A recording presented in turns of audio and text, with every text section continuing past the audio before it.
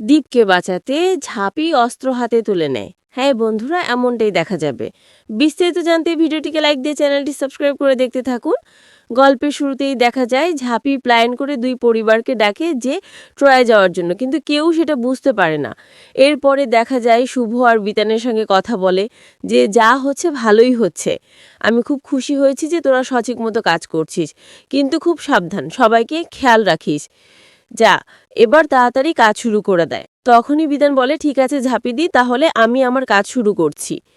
এরপরে ঝাঁপি মনে ভাবতে থাকে যে সেদিন রাতে আমি যদি বিতান আর শুভকে এসব কিছু না বলতাম তাহলে হয়তো এমনটা হতো না।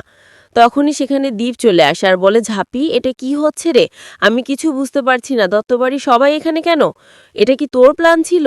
তখনই ঝাঁপি বলে না, কি বলছো, এটা আমি করিনি গো, তুমি বিশ্বাস করে সব কিচ্ছু আমি করিনি। তখনই দীপ বলে তোকে বিশ্বাস নেই ঝাঁপি, তুই যদি এসবের পিছু থাকিস তাহলে কিন্তু খুব খারাপ হয়ে যাবে। তখনই ঝাঁপি বলে না না, তুমি বিশ্বাস করো, আমি এসবের বেশি কিচ্ছু জানি না। বিতানই সব কিছু করেছে, বিতান আর শুভই মিলে এসব কিছু করেছে, আমি কিচ্ছু করিনি। আমি জানতামই না যে দত্তরা আমাদের সাথে ট্যুরে যাচ্ছে, তাহলে তো আমি তোমাকে না বলতাম। বলো।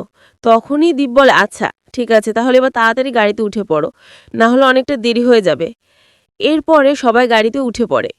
তখন ঝাঁপি ঠাকুরকে ডাকতে থাকে যে যা হয়েছে ভালো হয়েছে, কিন্তু এভাবে তো চৌদের দেওয়া যাবে না। সবার মনটা খুব ভার মনে হচ্ছে, যেন আমরা ট্যুরে না কোনো শোক দিবস পালন করছি। আমাকে কিছু একটা করতে হবে, না হলে তো মজাটা জমছে না।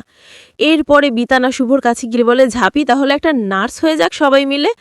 তখনই বিতান বলে ঠিক আছে ঝাঁপি দি, তাহলে তাই করো। এরপরে ঝাঁপি গান গাইতে আর নাচতে থাকে, তখন সবাই আনন্দ করতে থাকে। এদিক ঝাঁপির গান শুনে দীপু অবাক হয়ে যায়। এরপর আস্তে আস্তে ঝাঁপি কল্পনায় চলে যায় যে দীপের সঙ্গে যদি এরকম তার ভাব হতো যে সব কিছু ছেড়ে দীপ শুধু ঝাঁপির কাছে এসে অনেক দূরে চলে যেত, খানি মানে চলে যেত, এরকম কিছুই ঝাঁপি ভাবতে থাকে।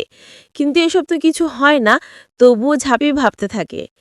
এরপরেই দেখা যায় যে দীপু এটা নিয়েই ভাবতে থাকে যে ঝাঁপি আর সে অন্য কোথাও ঘুরতে গিয়েছে, শুধুমাত্র একা। এরপরে সেই সময় দেখা যায় যে হঠাৎ করে গাড়িটা থেমে যায় আর সবাই অবাক হয়ে যায়, ঝাঁপিরও শব্দটা ভেঙে যায়। তখনই ঝাঁপি বলে কি হলো এখানে, আবার গাড়ি থামলো কেন? তখনই দেখা যায় কাছে বলে ওঠে ডাকাত পড়েছি রে ঝাঁপি, ডাকাতের দল এসেছে। তখনই দেখা যায় দীপের মাও চিৎকার করে ওঠে ডাকাত, তাহলে আজকে আর বাঁচন নেই, আমরা এখন কি করব? কোথা থেকে যাব এখন? এখন তাহলে আমরা আর বাঁচবো না, বাঁচবো না, এখন কি করব কিছু তো বুঝতে পারছি না। এরপরে দেখা যায় দত্তদের বাড়ি নীলুর বাবা খুব চিন্তায় পড়ে যায় আর বলে কাদের সাথে ট্যুরে এসেছি সেটা হয় দেখতে হবে না? এরকম লোকদের সঙ্গে ট্যুরে আসলে এরকমই হয়। এখন কি করে বাঁচবো? এই ডাকাতের দল তো যা যা আছে আমাদের কাছ থেকে কেড়ে নেবে। এত কষ্ট করে সব কিছু করেছি, আর সেগুলো যদি এই ডাকাত দল এসে নিয়ে যায় তাহলে মানতে পারবো না। এদিক ঝাঁপি ভয়ে দ্বীপের কাছে চলে আসে আর বলে এখন কি করব, কিছু তো বুঝতে পারছি না, ডাকাত দল চলে এসেছে, তাহলে কি আমরা এবার শেষ? তখনই দীপ ঝাঁপিকে বেশ চিন্তা করিস না, আমরা তো আছি, সব কিছু দেখে রাখবো। এরপরে ডাকাত দল বলে কার কাছে কি আছে সব কিছু দিয়ে দেন। এরপরে ডাকাত দল গাড়িতে আরও যারা যারা থাকে তাদের কাছে জিজ্ঞাসা করে কে কি কাজ করে, বাড়িতে কি কি আছে সব কিছু জিজ্ঞাসা করার পরে যারা বাইরে থাকে তাদের সবাইকে গাড়ি থেকে নেমিয়ে দেয়, আর দত্তবাড়ি ও সরকার বাড়ির লোকগুলি শুধুমাত্র থাকে। তখনই দেখা যায় দত্তদের বাড়ির সবাই বলে আমাদেরকে আটকে রাখলে কেন, আমরাও নিচে যেতে চাই, আমাদের কিছু নেই, আমরা খুব গরিব। তখনই ডাকাত দল বলে কে গরিব কে বড়লোক সেটা পরে দেখা যাবে। তখনই দেখা যায় যে দামোদরের কাছে জিজ্ঞাসা করে আপনি কে করুন? তখনই দামোদর বলে আমি কোনো কাজ করিনি, বেকার। তখনই দেখা যায় যে ডাকাত দল রেগে যায় আর বলে আপনি বেকার মানে? দেখা যাচ্ছে যে পোশাক আশাক দেখে মনে হচ্ছে ভালো ভালো চাকরি করো, ভালো টাকা ইনকাম করো, তাহলে বলো তো কে কি কাজ করো? তখনই দেখা যায় দামোদর বলে আমি ছোটোখাটো ব্যবসা করি, অন্য কিছু না। তখনই দেখা যায় দত্তদের বাড়ির সবাই বলে না না, ছোটোখাটো ব্যবসা না, সুদের ব্যবসা করে, অনেক টাকা, লাখ লাখ টাকার ব্যবসা করে, ওকেই নিয়ে যাও, তাহলে দেখবে অনেক টাকা পাবে। তখনই দেখা যায় যে দীপ বলে না না, এসব মিথ্যে কথা, এইসব সব মিথ্যে কথা, এইসব মিথ্যে কথা, আমাদের কোনো টাকা নেই, আমাদের ছোটোখাটো একটা ব্যবসা। এরপর ডাকাত দল বলে সেটা আমি পরে দেখে নেব, এখন এখন আমি যেটা বলছি সেটার উত্তর আগে দিতে হবে। এরপরে দামোদর বলে দেখো আমার কাছে টাকা পয়সা অত নেই, অনেক কষ্ট করে কিছু টাকা বানিয়েছি, তোমরা সেই টাকা নিও না, তাছাড়া তোমরা আমাকেই গুলি করে দাও।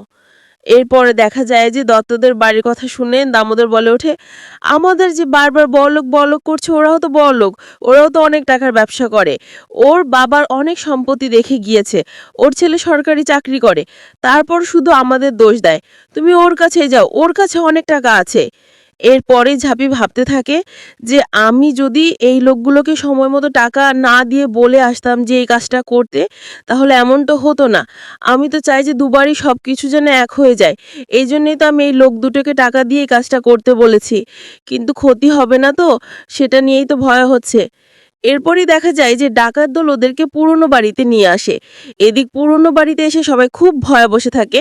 তখনই দেখা যায় তোদের বাড়ির লোকেরা বলে, দেখো আমরা কিছু করি না, আমাদেরকে ছেড়ে দাও, আমাদের অত টাকা পয়সা নেই, তোমার কাছে কি কি তোমরা নিতে চাও সেটা বলো, তো আমি দিয়ে ধুয়ে এখান থেকে চলে যাব।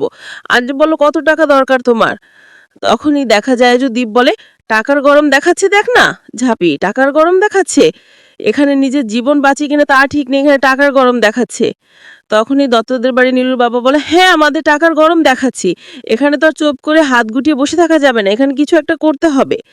তখনই দেখা যায় যে দামোদর বলে, আচ্ছা তোমাদের কত টাকা প্রয়োজন বলো, তোমরা কি চাও বলো।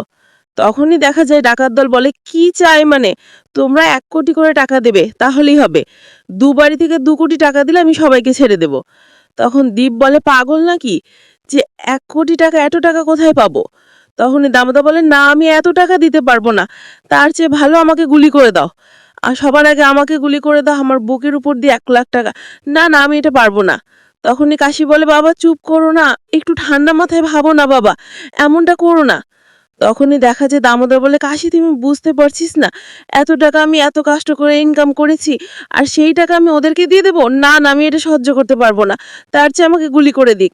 তখনই দীপ আটকাটে আসলে ডাকাত দল দ্বীপের উপর বন্দুক ঠ্যাক করে, তখনই ঝাঁপিয়ে এসে বন্দুকটা খেড়ে নিয়ে সেই ডাকাত দলের দিকে তাক করে বলে, আজকে ভিডিওটি কেমন লেগেছে কমেন্ট করে জানিয়ে দাও। ধন্যবাদ।